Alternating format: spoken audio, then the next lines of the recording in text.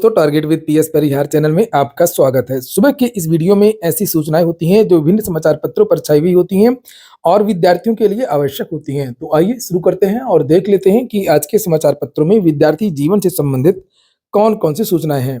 आगे बढ़ने से पहले एक सूचना है उन विद्यार्थियों के लिए जो विद्यार्थी पुलिस कांस्टेबल वैकेंसी की तैयारी कर रहे हैं। वे सभी अभ्यर्थी इस बेस्ट बुक को ले सकते हैं, जिसे आप लोग यहाँ पर देख सकते हैं। और इसकी जो लेखक हैं वो विमल चंद श्रीवास्तव आईएएस रह चुके हैं, सेवानिवृत्त हैं। और इस पब्लिकेशन का नाम है किताब महल। यहाँ पर आप लोग पीछे देख भी सकते हैं, किताब महल पब्लिकेशन है। काफी अच्छा कंटेंट है इस पुस्तक में स्टडी मटेरियल तो दिया ही हुआ है, साथ में अभी तक जो भी परीक्षाएं हुई हैं उसका जो चैप्टर वाइज सिलेबस है, प्रश्न है, वो इसमें दिए हुए हैं। और सारा का सारा जो सिलेबस है, चाहे वो सामान्य ज्ञान हो, हिंदी हो, संख्यात्मक मानसिक योग्यता हो, सामान्य अभिरुचि हो, बुद्धि लब्धि परीक्षा, तार्किक क्षमता, सारा का सारा जो सिलेबस है वो कवर किया गया है। तो आप लोगों ने पुस्तकें तो ले ही ली होंगी, लेकिन एक बार आप लोग इस पुस्तक को भी एक बार ट्राई कर सकते हैं।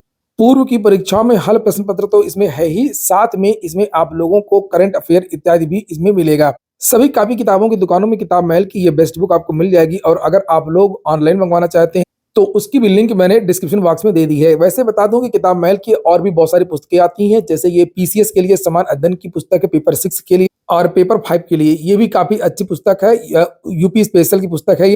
इसकी भी लिंक मैंने डिस्क्रिप्शन में उपलब्ध करा दी है। एक बात और बता दूं, पुलिस कांस्टेबल वैकेंसी की ये जो बुक, इसमें प्रश्नों की जो व्याख्या है वो काफी अच्छी तरीके से दी गई है। और करंट अफेयर के लिए अगर आप लोग ये जो यहाँ पर स्कैन करने के लिए क्यूआर कोड दिया हुआ है, अगर आप लोग इसको स्कैन करेंगे तो एग्जाम डेट तक का करंट अफेयर आपको ऑनलाइन ही मिल जाएगा। सबसे पहले जो सूचना है वो सिपाही भर्ती की है। शुल्क समायोजन एवं आवेदन में संशोधन का समय बढ़ा, इसके बारे में मैंने कल जानकारी दी थी। भर्ती बोर्ड ने कल एक नोटिस भी जारी की थी, जिसमें ये बताया गया था कि शुल्क समायोजन एवं आवेदन की अंतिम तिथि 18 जनवरी निर्धारित की गई थी। बोर्ड ने अभ्यर्थियों को सूचित किया है कि अंतिम तिथि पर भुगतान करने एवं प्रमाण पत्र डिजिलॉकर मैनुअल अपलोड किए जाने के लिए अभ्यर्थियों की अधिक संख्या संभावित है। इसके दृष्टिगत शुल्क समायोजन एवं आवेदन में संशोधन की तिथि 17 जनवरी से लेकर के 20 जनवरी निर्धारित करने का निर्णय लिया गया है। तो अब विद्यार्थी 20 जनवरी तक अपना जो आवेदन है उसको संशोधित कर सकते हैं। अगली सूचना उत्तर प्रदेश लोक सेवा आयोग की है। परीक्षाओं के लिए मई में आरक्षित हुई 4 तिथियां, मई और दिसंबर में यूपीपीएससी की कोई परीक्षा प्रस्तावित नहीं है। आप लोगों ने देखा होगा कि हाल ही में उत्तर प्रदेश लोक सेवा आयोग ने अपना एक परीक्षा कैलेंडर जारी कर दिया है। परीक्षा कैलेंडर जारी होते हुए ही विद्यार्थियों में आक्रोश आ गया, क्योंकि परीक्षा कैलेंडर में 2024 का केवल एक विज्ञापन का उल्लेख किया गया है, जिसके बारे में परीक्षा के बारे में जानकारी दी गई है, और वो पीसीएस। इसके अलावा किसी भी नए विज्ञापन के बारे में परीक्षा की तारीख का ऐलान नहीं किया गया है। और उसी को लेकर के एक तरीके से ये सफाई दी गई है कि एलटी ग्रेड, प्रवक्ता, बीईओ और अन्य भर्तियां जो है वो उनकी परीक्षा कब हो सकती हैं। लिखा है उत्तर प्रदेश लोक सेवा आयोग ने वर्ष 2024 के कैलेंडर में मई और दिसंबर माह में कोई परीक्षा प्रस्तावित नहीं की है। परीक्षाओं के लिए दिसंबर में 2 और मई में 4 तारीखें आरक्षित रखी गई हैं। वैसे पूरे साल के कैलेंडर में कुल 22 तिथि परीक्षाओं के लिए आरक्षित है। 22 आरक्षित है, बताइए।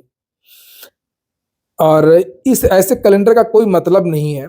और इस वर्ष लोग जिस दिन विज्ञापन जारी हुआ था, जिस दिन परीक्षा कैलेंडर जारी हुआ था, उसी दिन मैंने इसका विरोध किया था और मैंने कहा कि ऐसे परीक्षा कैलेंडर की कोई आवश्यकता नहीं थी। नीचे लिखा कि अगर चुनाव अप्रैल में होते हैं तो अप्रैल में प्रस्तावित परीक्षाओं का आयोजन मई माह की आरक्षित तिथियों में कराया जा सकता है। तो यहाँ पर जो परीक्षाएं अप्रैल में होनी है उनको बदला भी जा सकता है, जिसके बारे में यहाँ पर जानकारी दी गई है। जैसे कि मैंने आप लोगों को बताया भी था कि चुनाव इस बार थोड़ा सा पहले हो सकते हैं और आचार संहिता थोड़ा सा पहले लग सकती है। इनके आयोजन के लिए आयोग ने वर्ष 2024 में कुल 22 तिथियां आरक्षित रखी हैं। आपके मन में एक प्रश्न आ रहा होगा कि लोक सेवा आयोग में परीक्षाओं का कोई प्रभाव नहीं पड़ता है। नहीं, बात तो सही है, लेकिन परीक्षा कराने के लिए प्रशासन की आवश्यकता होती है, अधिकारियों की आवश्यकता होती है, संसाधन की आवश्यकता होती है। इसलिए परीक्षाएं सामान्यतः बड़ी परीक्षाएं चुनावों के बीच में नहीं होती हैं। आगे यहाँ पर लिखा कि आयोग ने परीक्षाओं के लिए 28 जनवरी, 4 फरवरी, 25 फरवरी, 3 मार्च और 9 मार्च की तिथियां आरक्षित की हैं। इसके अलावा 28, 30 अप्रैल और 1, 5, 12, 19 मई की तिथियां भी परीक्षाओं के लिए आरक्षित की गई हैं।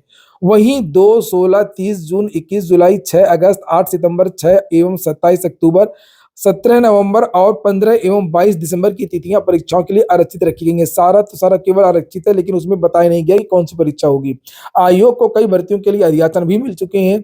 हवाई बातें हैं टोटल। लेकिन कैलेंडर में उनके आयोजन की तिथि शामिल नहीं की गई है। इनमें प्रवक्ता राजकीय डिग्री कॉलेज, प्रवक्ता जीआईसी, एलटी ग्रेड शिक्षक भर्ती, खंड शिक्षा अधिकारी भर्ती, सम्मिलित राज्य कृषि सेवा परीक्षा, सम्मिलित राज्य अभियंत्रण सेवा परीक्षा शामिल है। सभी भर्तियों के लिए उत्तर प्रदेश लोक सेवा आयोग को रिक्त पदों का अधियाचन मिल चुका है। इसके लिए कुछ विद्यार्थी कल उत्तर प्रदेश लोक सेवा आयोग भी गए थे धरना प्रदर्शन करने के लिए, और वहां पर इन विद्यार्थियों ने ज्ञापन भी दिया था, लेकिन हुआ कुछ भी नहीं। वही रटा रटाया जवाब लोक सेवा आयोग की तरफ से दिया गया कि जो समकक्ष अर्हता का विवाद है वो अभी समाप्त नहीं हुआ। इसको लेकर के भी आज के समाचार पत्रों में जानकारी दी गई है, जिसे आप लोग यहाँ पर देख सकते हैं। लिखा अनुभाग अधिकारी के मिश्रा ने बताया कि एलटी जीआईसी, प्रवक्ता जीआईसी, खंड शिक्षा अधिकारी भर्ती के लिए समकक्ष अर्हता का समाधान अभी तक नहीं हुआ है। इसका समाधान शासन स्तर से होना है। आयोग इस मामले को लेकर के गंभीर है और यही वजह है कि वार्षिक कैलेंडर में इन तीनों भर्तियों के लिए अभ्यर्थियों को अलग से सूचित किया गया है। नीचे जो तारांकित लाइन लिखी हुई है उसमें केवल लिखा हुआ है कि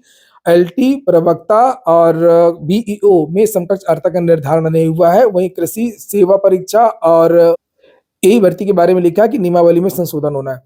तो यहाँ पर विद्यार्थियों ने कहा, प्रतियोगी छात्रों ने कहा कि अब पूर्व कैबिनेट मंत्री सिद्धार्थ नाथ सिंह से मिलकर के अपनी बात पहुंचाएंगे। तो वहीं पर कल लखनऊ में समकक्ष अर्हता को लेकर के एक बड़ी बैठक हुई है। समकक्ष अर्हता का मामला बड़ा है और उसमें केवल उत्तर प्रदेश लोक सेवा आयोग की भर्तियां ही नहीं, बहुत सारी यूपी ट्रिपल एससी की भर्तियां भी फांसी हुई हैं। तो उसके बारे में भी आज के समाचार पत्रों के माध्यम से जानकारी दी गई है। लेकिन आपको बता दूं कि आप लोगों ने वीडियो को लाइक ना किया हो तो वीडियो को लाइक अवश्य कर दें, ताकि आप लोगों को इसी प्रकार की ऑथेंटिक अपडेट से सबसे पहले मिलती रहे। और जो नए छात्र हो तो चैनल को सब्सक्राइब भी कर लें। लिखा है लखनऊ विश्वविद्यालय में पदों की समकक्षता के लिए बैठक हुई है। लखनऊ विश्वविद्यालय में मंगलवार को उत्तर प्रदेश लोक सेवा आयोग एवं उत्तर प्रदेश अधीनस्थ सेवा चयन आयोग, अधीनस्थ सेवा चयन आयोग को 2 बार लिख दिया है, के विभिन्न पदों की शैक्षिक अर्हता की समकक्षता को लेकर के बैठक का आयोजन किया गया। लखनऊ विश्वविद्यालय में कुलपति प्रोफेसर आलोक कुमार राय व अन्य सदस्य मौजूद रहे। कल बैठक हुई है और देखने वाली बात होगी कि आखिरकार समकक्ष अर्हता का जो निस्तारण है वो कब तक होगा। पिछले 4-5 सालों से समकक्ष अर्हता को लेकर के बहुत सारी जो वैकेंसीज हैं वो रुकी हुई हैं, और अगली जो सूचना है वो सीआरपीएफ में खेल कोटा की एक वैकेंसी आई है, जिसे आप लोग यहाँ पर देख सकते हैं। पद का नाम है सीटी जीडी और पुरुष के पद हैं 83, महिला के 86, कुल 169 पदों पर वैकेंसी आई है। और नीचे और अधिक जानकारियां दी गई हैं। आप लोगों को जो विस्तृत नोटिफिकेशन और अन्य जानकारियां सीआरपीएफ की जो ऑफिशियल वेबसाइट है वहां पर मिल जाएगी।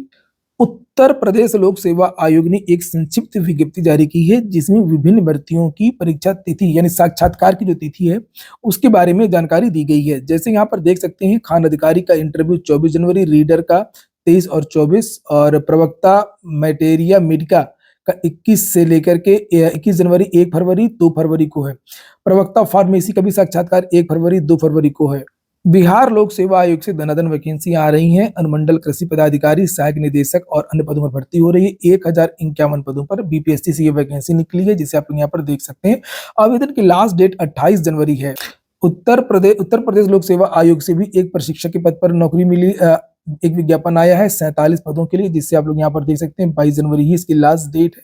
अधिक जानकारी आप लोगों को उत्तर प्रदेश लोक सेवा आयोग की जो ऑफिशियल वेबसाइट है वहां पर मिल जाएगी। इसी प्रकार से संघ लोक सेवा आयोग से भी एक वैकेंसी आई है 183 पदों पर, असिस्टेंट इंडस्ट्रियल एडवाइजर और अन्य पदों की भर्ती है। और आवेदन की लास्ट डेट 1 फरवरी है। स्नातक डिग्री और अन्य पात्रताएं, वेबसाइट है upsconline.nhc.in। सर्दी अपना रुतबा बरकरार रखे हुए है। लिखा है मेरठ प्रदेश में सबसे ठंडा, पारा 3.8, प्रयागराज समेत सबसे ज्यादा ठंड का असर इन इलाकों में। लिखा है कि मौसम विभाग ने कई जिलों में कोल्ड डे घोषित किया है। लखनऊ, कानपुर, गोरखपुर, बनारस, बलिया, प्रयागराज, सुल्तानपुर, फुर्सतगंज, फतेहगढ़, बस्ती, झांसी, मुरादाबाद, मेरठ, आगरा, अलीगढ़, मुजफ्फरनगर, नजीमाबाद, बरेली, खीरी में प्रदेश में सर्वाधिक गर्म भरे दिन रहे।